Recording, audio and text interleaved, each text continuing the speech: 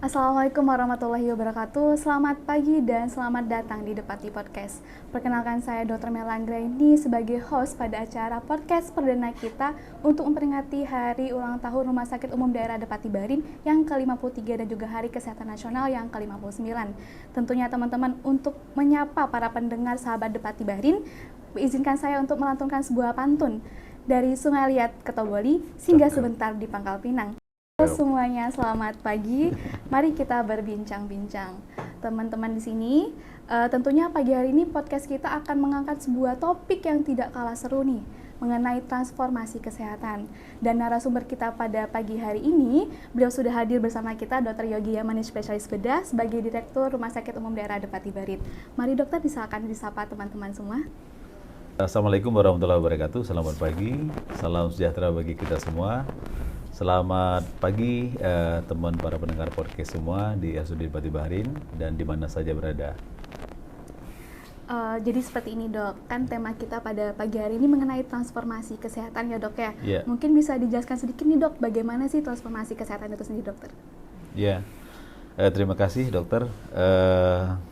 Saya Dr. Yogi Yamani, spesialis bedah, saya dari RSUD Depati Barin. Baiklah, di sini kita akan menjelaskan sedikit ya tentang transformasi kesehatan, di mana dalam arti harfiahnya sendiri, transformasi itu adalah sebuah proses perubahan secara berangsur-angsur sehingga sampai pada tahap ultimate. Perubahan yang dilakukan dengan cara memberi respon terhadap pengaruh unsur eksternal maupun internal.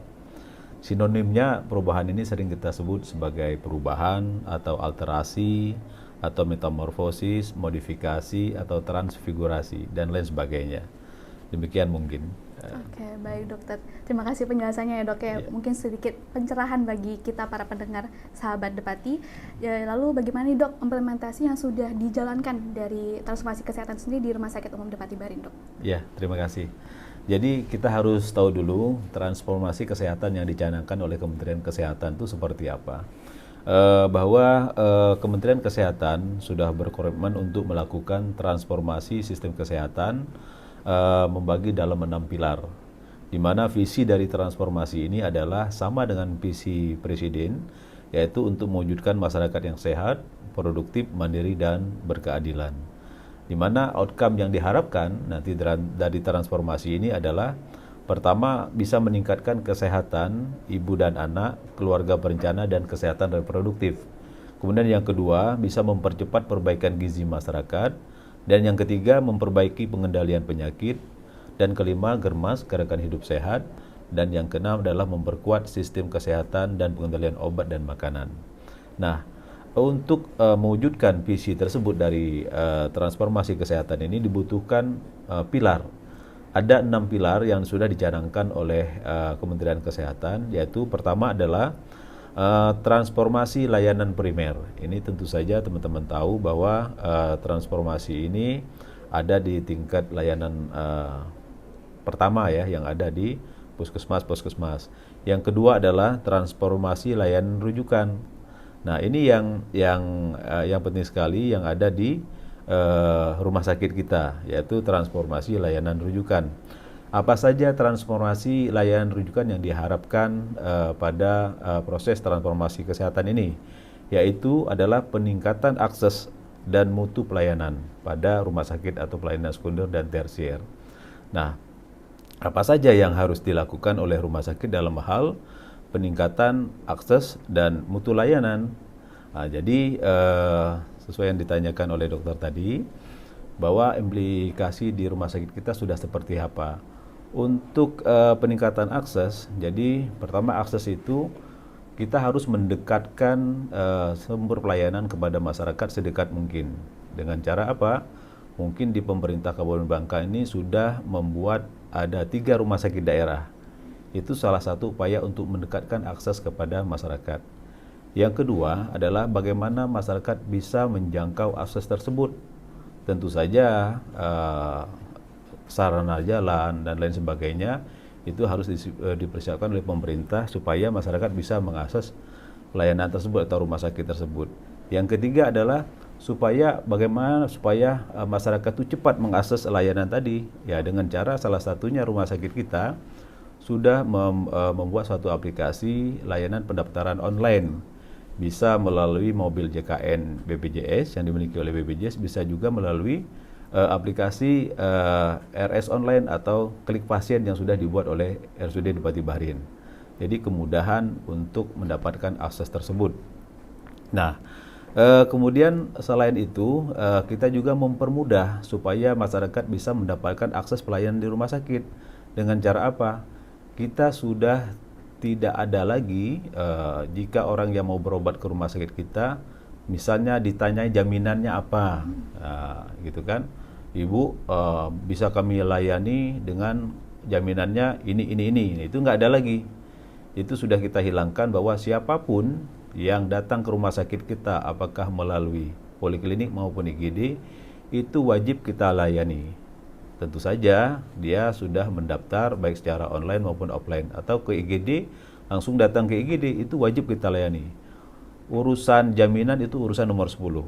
Ya, jadi itu bukan menjadi prioritas. Nah, itulah salah satu kemudahan kita memberikan akses layanan kepada masyarakat. Kemudian yang kedua, bagaimana implikasinya rumah sakit kita dalam hal peningkatan mutu dan keselamatan pasien sesuai dengan transformasi kesehatan ini. Nah, untuk mutu dan keselamatan pasien itu kita sudah menstandarkan rumah sakit kita ini sesuai dengan standar akreditasi rumah sakit nasional yang dikeluarkan oleh Kementerian Kesehatan.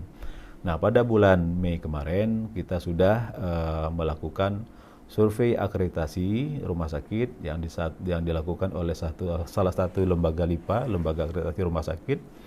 Nah, di mana kita sudah dinilai dan ditetapkan rumah sakit kita ini terstandar akreditasi paripurna. Artinya apa? Artinya minimal 80% atau 80% ke atas standar rumah sakit kita ini sudah di atas rata-rata. Dari 4 kelompok atau 16 pokja yang dinilai. Jadi 16 pokja itu mulai dari kelompok manajemen rumah sakit, kemudian mulai kelompok pelayanan yang berbasis pada yang berfokus pada pasien, kemudian kelompok yang sesuai dengan sasaran keselamatan pasien dan program nasional, itu semuanya sudah terstandarisasi dan nilainya di atas 80. Sehingga ditetapkan oleh Kementerian Kesehatan, rumah sakit kita ini terstandarisasi atau terakreditasi paripurna. Artinya apa? Artinya layanan apapun yang ada di rumah sakit ini, baik layanan manajemennya maupun pelayanan klinisnya, sudah terakreditasi paripurna. Nah, itu salah satu upaya kita untuk menjamin mutu dan keselamatan. Karena akreditasi itu muaranya nanti pasti ke mutu dan keselamatan pasien, muaranya ke situ. Nah, jadi secara mutu dan keselamatan pasien, rumah sakit kita sudah terakreditasi paripurna. Nah, kemudian transformasi kesehatan ini apalagi itu baru 2 pilar. Pilar yang ketiga adalah transformasi sistem ketahanan kesehatan, yaitu peningkatan ketahanan sektor farmasi dan alat kesehatan. Nah, ini untuk sektor farmasi dan alat kesehatan dari pemerintahan pusat itu sudah mengupayakan untuk memproduksi obat-obat dalam negeri. Cuman permasalahannya bahan baku kita masih impor, yaitu terutama masih dikuasai oleh Cina dan India. Padahal bahan baku di Indonesia ini cukup berlimpah untuk bikin obat-obatan itu. Tapi apa?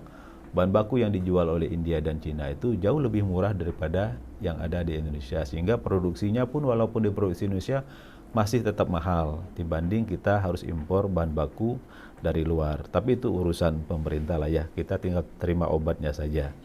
Nah, kemudian alat-alat kesehatan itu berbagai upaya untuk melengkapi peralatan kesehatan itu kita upayakan. Yang paling besar membantu itu adalah dari program APBN, yaitu dari pemerintah pusat, kemudian dari APBD dan dari rumah sakit sendiri, mari program BLUD-nya. Nah, kemudian transformasi sistem ketahanan kesehatan ini yang lain apalagi, yaitu penguatan surveillance berbasis laboratorium dan ketahanan tanggap darurat. Nah, ini mungkin kita pengalaman COVID itu cukup berharga bagi kita, di mana virus yang menyerang kita pada saat itu kita nggak tahu virus COVID-nya jenisnya apa. Nah, ke depan apapun yang menjadi pandemi di Indonesia ini itu sudah terdeteksi dari awal jenis kumannya apa, jenis apa, sehingga penanganannya lebih terfokus ya, terfokus. Kemudian pilar transformasi yang keempat itu apa? Ya, yang keempat adalah transformasi sistem pembiayaan kesehatan.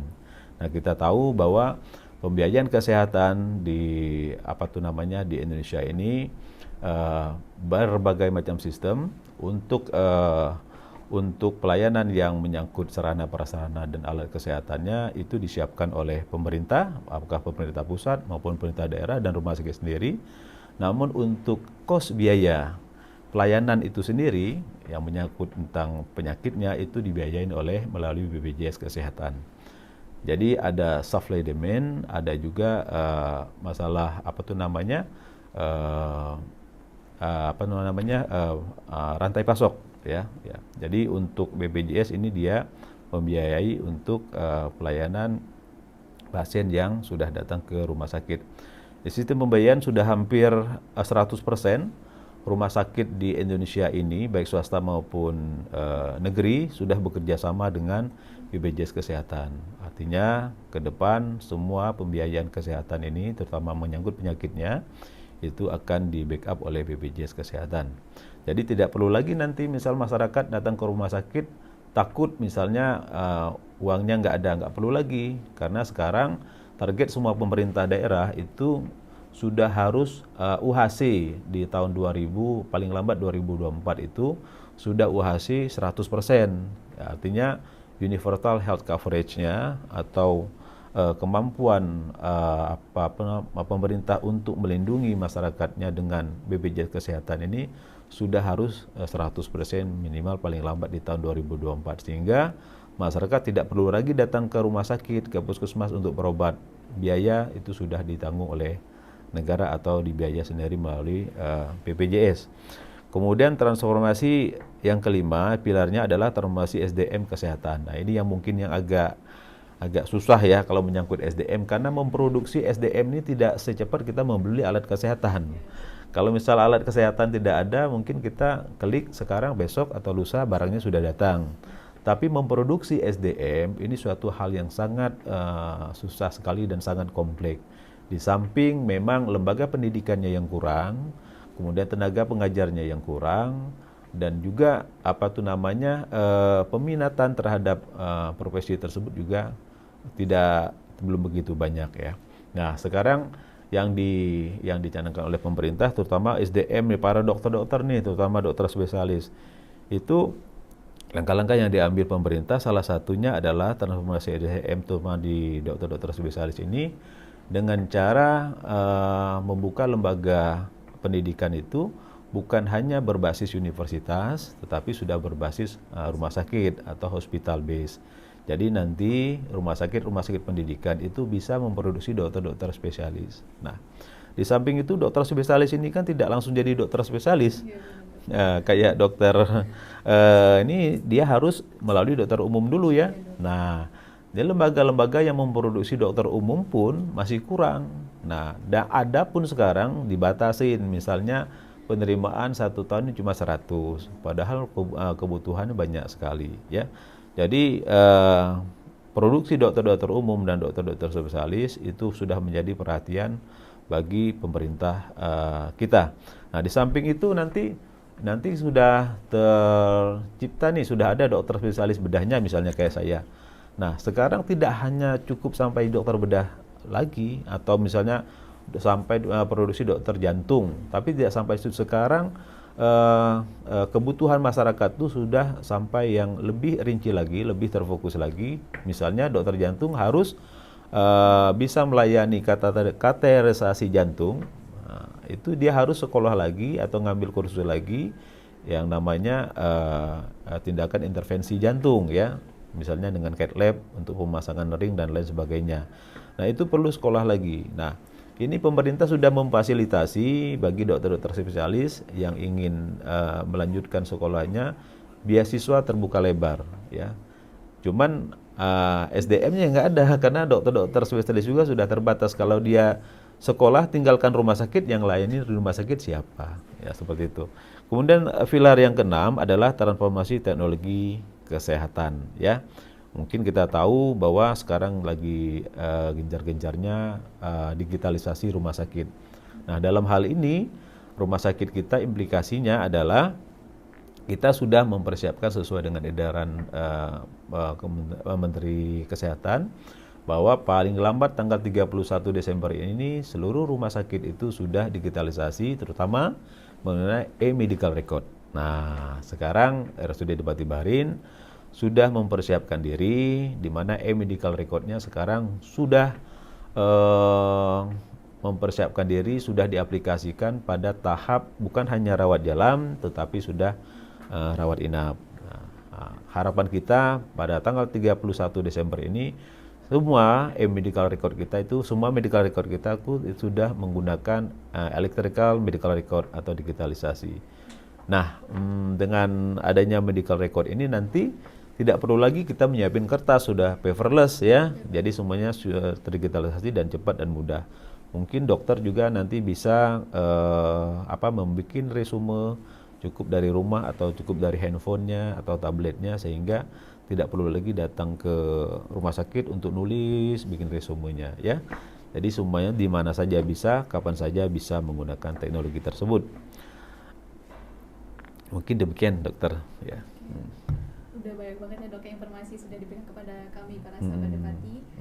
Dulu kayak gini dok, kendala ataupun permasalahan yang sering terjadi dok dalam pengimplementasian dari transformasi kesehatan tentunya pasti banyak ya dok ya. Lalu bagaimana cara dokter Yogi sebagai direktur dalam problem solving masalah tersebut dokter? Oh iya, ya terima kasih. Jadi banyak tantangan kita dalam hal mengimplementasikan transformasi kesehatan ini.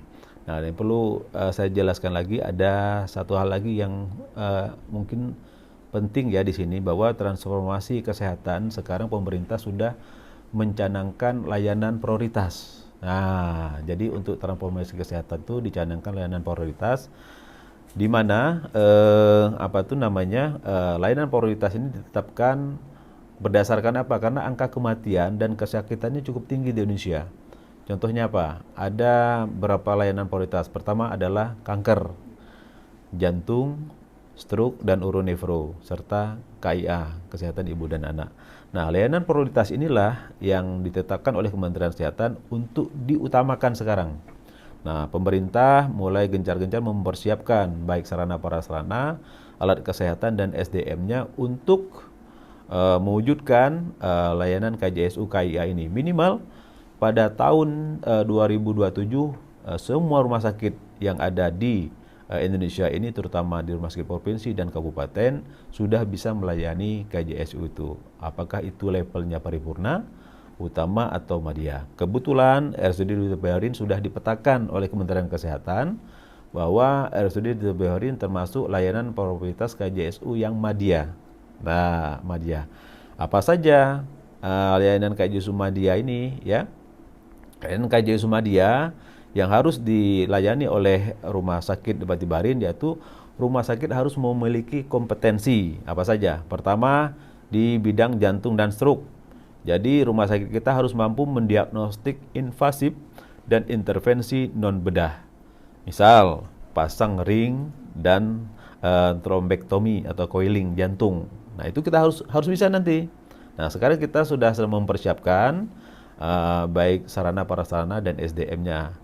Paling tidak di tahun depan itu kita sudah bisa melaksanakannya. Ya, kemudian yang kedua adalah pelayanan kanker. Kanker itu kita harus mampu melakukan bedah tumor dasar dan kemoterapi, ya, bedah tumor dasar dan kemoterapi. Di mana kita untuk saat ini kalau untuk melakukan bedah tumor dasar itu kita sudah bisa melakukannya, karena kita sudah banyak dokter bedahnya di sini, baik dokter umumnya, bedah onkologinya, bedah THT mata, bedah mulut, ya, kemudian ada lagi bedah ortopedi dan bedah yang lainnya. Nah, untuk kemoterapi kita belum. Jadi kita sudah mempersiapkan, insya Allah sarana dan prasarananya tahun depan kita siapkan. Untuk SDM-nya kita sudah mulai memberikan pelatihan atau workshop kepada para perawat yang nanti akan melakukan kemoterapi, dan juga petugas farmasi, apoteker, dan asisten apoteker untuk pelatihan dia dispensing obat-obat sitotoksik. Kemudian yang ketiga adalah pelayanan ginjal. Ginjal yaitu mampu melayani hemodialisis dan CAPD. Kalau hemodialisis kita sudah sejak lama berjalan ya. Nah, kalau untuk CAPD itu dokter bedah yang melakukan. Kebetulan saya sendiri bisa melakukannya kalau untuk CAPD. Kemudian mampu melakukan terapi batu saluran kemih dewasa dan teknik invasif minimal ya. Dan mampu melakukan screening dan diagnosis keganasan urologi. Nah, yang keempat adalah pelayanan kesehatan ibu dan anak. Apa saja yang mampu, kompetensi yang harus kita miliki, yaitu mampu melakukan persalinan dengan berat bayi di atas 1.800 gram. Ya, kita sudah punya 3 dokter spesialis bedah, dokter obstetrik and ginekologi, dan kita sudah memiliki VICU NICU yang representatif untuk melayani bayi-bayi yang berat badannya rendah. Ya. Kemudian tindakan bedah sederhana seperti contoh atresia ani itu bisa kita lakukan di sini, dan layanan kehamilan masalah obstetri. Nah, tantangan apa saja yang seperti yang dokter tanyakan tadi? Nah, tantangan yang kita hadapi pertama adalah masalah tenaga. Nah, tenaga dan tenaga lagi. Nah, kita tahu baik tenaga dokter spesialisnya, dokter umumnya, keperawatan, dan nakes lainnya itu masih kurang. Dan terus kita lengkapi sesuai dengan kebutuhan dan kemampuan kita. Kemudian yang kedua, obat-obatan ya, tantangan kita di obat-obatan. Obat-obatan ini terutama adalah di mana kita harus menjaga ketersediaan obat dan bahan habis pakai yang ada di rumah sakit ini sehingga tidak mengganggu pelayanan ya. Tentu saja ini tidak hanya tergantung kepada rumah sakitnya, tetapi tergantung juga kepada suplai pasoknya, ya kan, rantai pasoknya, tergantung distributor obatnya, kemudian tergantung dari prinsipal obatnya, ada atau tidak obatnya. Kadang-kadang kita sudah lama mesen, tapi datangnya lambat. Nah, seperti itu. Kemudian alat-alat kesehatan dan obat-obatan ini, terutama sekarang. Tantangannya bagaimana kita mengadakan alat-alat kesehatan di rumah sakit ini sesuai dengan peraturan presiden yang terbaru adalah harus ada kandungan TKDN-nya. Nah, jadi total kandungan dalam negerinya, komponen dalam negeri itu harus ada minimal 25%. Nah, itu kita ke depan akan memacu pengadaan alat-alat kesehatannya, membeli alat-alat yang produksi dalam negeri sehingga pertumbuhan ekonomi UMKM-nya yang menunjang sektor alat kesehatan ini juga akan tumbuh ya. Kemudian yang keempat adalah tantangan kita di teknologi. Nah, teknologinya seperti yang saya sampaikan tadi, jadi kita harus melek teknologi. Sekarang sudah diwajibkan e-medical record, maka kita harus e-medical record. Dan satu lagi, kewajiban rumah sakit berdasarkan Undang-Undang Nomor 40 2009 itu harus menyelenggarakan pelayanan SIM-RS, Sistem Informasi Manajemen Rumah Sakit. Nah, e-medical record berada di dalam SIM-RS tadi. Nah, alhamdulillah sejak tahun 2020 rumah sakit kita ini sudah melaksanakan SIM-RS. Ya, sudah SIM-RS. Dari sistem informasi dan manajemennya sudah terintegrasi dalam satu sistem. Nah, dan itu mempermudahkan kita dalam memberikan pelayanan kepada masyarakat. Itu mungkin tantangan-tantangan yang harus kita hadapi ke depannya dalam rangka memberikan pelayanan terbaik dan dalam rangka mewujudkan transformasi kesehatan. Terima kasih banyak ya dok Ya, atas sama-sama. masukan mengenai gimana sih cara problem solving itu sendiri. Ya. Lalu seperti ini dok, mungkin dalam waktu dekat nih dok ada target tersendiri untuk Rumah Sakit Umum Depati Barin dalam melaksanakan transformasi kesehatan dok. Ya. Target kita dalam waktu dekat sesuai dengan program layanan prioritas yang sudah ditetapkan oleh pemerintah kepada kita, bahwa rumah sakit kita ditetapkan rumah sakit layanan rujukan KJSU level madya. Jadi target kita dalam waktu dekat, paling lambat tahun depan 2024 kita sudah harus bisa melayaninya. Nah, apa saja? Itu tadi yang saya sampaikan di depan, bahwa rumah sakit level madya itu harus bisa melayani untuk jantung struknya, harus sudah ada cath lab di rumah sakit ini. Ya, dan bisa melakukan katarisasi jantung. Jadi nanti kalau ada orang yang serangan jantung, itu kan golden time-nya itu sangat berarti sekali. Kalau lambat ditangani, lambat dikatarisasi jantungnya, maka akan mengancam nyawa si pasien. Nah, tingginya angka kematian untuk kasus jantung ini itu tadi karena lambatnya ditangani. Karena apa? Di daerah tuh aksesnya tidak ada, cath labnya tidak ada, dokter ahli jantungnya tidak ada. Nah, di tahun depan 2024 kita adakan ini. Mudah-mudahan angka kematian akibat penyakit jantung ini bisa kita atasi. Begitu juga stroke. Nah, stroke. Jadi nanti ada neurointervensi. Kebetulan sekarang dokter saraf kita lagi sekolah, tahun depan selesai. Jadi neurointervensinya. Jadi nanti kalau ada alat untuk intervensi neuro ini, mereka juga bisa intervensi. Begitu orang stroke itu jangan sampai dia jadi cacat. Nah, jadi kalau cepat diintervensi di trombolisis, maka sumbatan-sumbatan yang ada di pembuluh darah otaknya akan terbuka kembali sehingga kematian jaringan otak itu bisa dihindari dan pasien tidak sampai jadi cacat seperti itu kan. Nah, begitu juga kanker. Nah, target kita di tahun 2024 kita sudah bisa melayani kemoterapi di rumah sakit ini.